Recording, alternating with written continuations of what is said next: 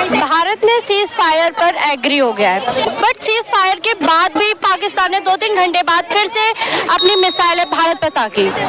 ऐसा क्यों? देखिए, पहले तो ये जो इमरजेंसी में बड़ी जल्दबाजी में अमेरिका का हस्तक्षेप हुआ, उन्होंने दोनों देशों से बात की और मेन है कि दुहाई तो लगा रहे थे पाकिस्तानी कि हमें बचाओ, नहीं तो ये जो है आज हमें ख़त्म कर देंगे। हमारे न्यूक्लियर एसेट्स जो हैं वो उनको टारगेट कर रहे हैं। अब वो सरगोदा एयरबेस को उन्होंने टारगेट कर दिया। करैना हिल्स तक हमारे उसके जो टनल है, टनल 6 पे उन्होंने अटैक कर दिया। अंदर ड्रोन भेजे जा रहे हैं। हमारे न्यूक्लियर एसेट्स के ऊपर हमला की जब बात आ गई, जब रेडियो एक्टिव रेडिएशन निकलने लगी, तब अमेरिका जल्दबाजी में उन्होंने बात की कि इसको इमीडिएटली होल्ड करो, अदरवाइज जो है न्यूक्लियर वार हो सकती है। तो देखिए, हम ऐसे सभ्यता से आते हैं जो कभी युद्ध के पक्ष में रहा ही नहीं। युद्ध जो है वो अंतिम एक चुनाव हो सकता है, मगर पहले कोशिश होती है कि युद्ध को रोका जाए। तो जब ये मध्यस्थता का आया वहां पे, तो ये शुरू हुआ, मगर वो कहते हैं नापाक, ये कहने को पाक है मगर ये नापाक है। नापाक लोगों ने 5 बजे के बाद दोबारा कोशिश की, मगर उसके 2 या 4 घंटे के बाद उन्हीं ट्रंप पापा ने उनके कान खींचे अच्छे से कि तुम क्या कर रहे हो। जब पूरी किल्लत हुई उसकी, पूरी तरह से उसकी एक मजाक बना ट्रंप का पूरे सोशल मीडिया पे कि देखो ये क्या कौन सा टाऊ आ गया हमारी मध्यस्थता करने वाला, कोई बात ही नहीं सुन रहा। तो उसके बाद क्या हुआ, यहाँ पे वो वापस मतलब उन्होंने रोका सब कुछ। आज सब कुछ नॉर्मल है, मगर क्या भारत की तरफ से नॉर्मल है? पहले सबसे बड़ा प्रश्न ये उठता है कि भारत ने क्या सीज फायर को माना है? उन्होंने सिर्फ होल्ड किया है, अपने जितने ऑपरेशन हो उसको होल्ड, मगर ये कंटिन्यू है। हमारी सेना ने भी कहा, एयरफोर्स ने भी कहा कि ऑपरेशन सिंदूर स्टिल एक्टिव है। वो अभी वो खत्म नहीं हुआ। जब तक एक आतंकवादी को ठोका नहीं जाएगा, तब तक हम जो है चैन की सांस नहीं। अब की बार जो है ना, आतंकवाद को टोटली डिस्ट्रॉय कर देना है। इतना बोल्ड बयान कि अगर दोबारा कोई टेररिस्ट अटैक होता है हिंदुस्तान पर और उसका लिंक अगर पाकिस्तान से निकलता है, तो उससे as a act of war कहा जाएगा। अब डायरेक्ट अटैक होगा, कोई किसी से पूछा नहीं जाएगा। मतलब ये कहीं ना कहीं ये होल्ड करने से हमारे फेवर में डिप्लोमेटिक वे में अगर देखा जाए तो इसको एक तरह से हमें एक रीजन मिल गया। कल को अगर छोटी सी भी वो अगर नापाक हरकत करता है ना, तो हम उसको पूरा युद्ध के तौर पर उसको लेंगे और उसको निस्तानाबूद करने के में हमें कोई वेस्टर्न ताकत भी कोई रोक नहीं पाएगी।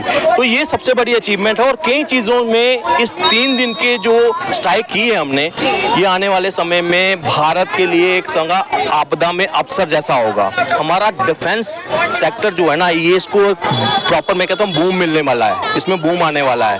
कई ऐसे स्टार्टअप जो है ना डिफेंस सेक्टर में रजिस्टर्ड होने वाले हैं। और मुझे लग रहा है कि कई चीज़ें, अभी तो ब्रह्मोस का कल वहाँ पे शुरू हुआ, उसका शुरुआत हुई उत्तर प्रदेश में, और कई ऐसे गुजरात में कॉरिडोर बन रहा है, डिफेंस कॉरिडोर बना हुआ है, अनआर्म्ड हेलीकॉप्टर्स बन रहे हैं, टैंक बन रहे हैं और कई चीज़ें। और मैं कहता हूँ इसमें 90% जो चीज़ें यूज़ हुई हैं, चाहे वो आर्टिलरी है, चाहे वो मिसाइल्स हैं, चाहे वो डिफेंस सिस्टम है, एयर सिस्टम है, कोई भी है, वो मैक्सिमम हमारा स्वदेशी है।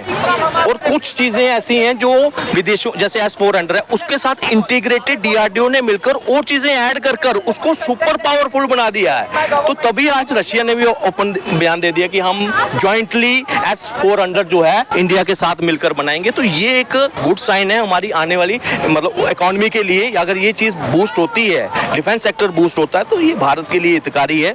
दूसरा, एक मैसेज दे दिया पूरे हिंदुस्तान ने दुनिया को क्या मैसेज दे दिया कि कोई अमेरिका, कोई विश्व गुरु या कुछ हमारे सामने कुछ नहीं है। कोई सुपर पावर अगर कोई है, हम हैं। हमने नाविक यूज कर आज हमारी कैपेसिटी पता है क्या है? मैं आपको थोड़ी कंपैरिजन बताता हूँ। ये जो गूगल का GPS है ना, इसकी क्षमता है 10 मीटर की, 10 मीटर प्लस माइनस में चलते हैं। अगर ये टारगेट फिक्स करते हैं ना कहीं पे GPS लोकेशन से, तो 10 मीटर की उनकी वो रेडियस पे लोकेशन पर वो हिट कर सकता है। 10 मीटर का उसका वो दायरा है। हम पता कि कितना है? 1 मीटर।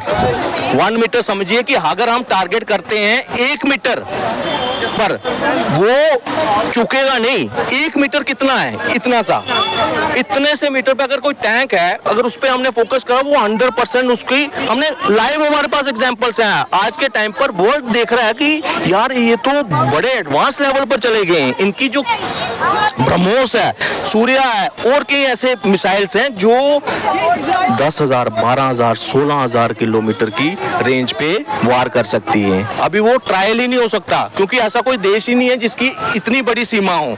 तो ये हमारे लिए एक अचीवमेंट है। पिछले दिनों नैरेटिव बड़ा चला, जब ये सीज फायर हुआ, बड़े लोगों के दिल हाथ हुए, इवन राइट विंगर थे, जो सपोर्टर थे, उनका भी हताश हुआ। मगर जब अंदर की पूरी जानकारी आई ना कि भाई भारत ने ना पाकिस्तान का अंदर से ना पूरे पेट का ऑपरेशन कर दिया, पूरा का पूरा अंदर तक घुसकर मारा है, अच्छे से मारा है। और वो बेशर्म ऐसे हैं, कौम है, मैं कहता हूँ गधे के बाद भी अगर कोई और अगर उनको टर्म दी जाए ना, तो वो कहता है पाकिस्तानी सबसे बेशर्म। वो अपनी हार का जश्न मना रहे हैं, सोचो, अपनी हार का। उनसे पूछा कि भाई कहाँ आपके मतलब उनके जहाज खत्म किए या उनको मारा, उनके टैंक उड़ाए, कहते सोशल मीडिया पे है ना। मतलब पूरे विश्व में उनका मजाक बन रहा है। तो इससे बड़ा मुझे लगता है कि उनके लिए बेशर्मी वाली कोई चीज नहीं होगी। फिर भी शाहिद अफरीदी जैसा जो है वो सेलिब्रेट कर रहा है, ठीक है, करिए आप सेलिब्रेट, मगर जो बेइज्जती विश्व स्तर पर आपकी हो चुकी है, अब वो वापस आपकी इज्जत वापस आने नहीं वाली। जी सर, मेरा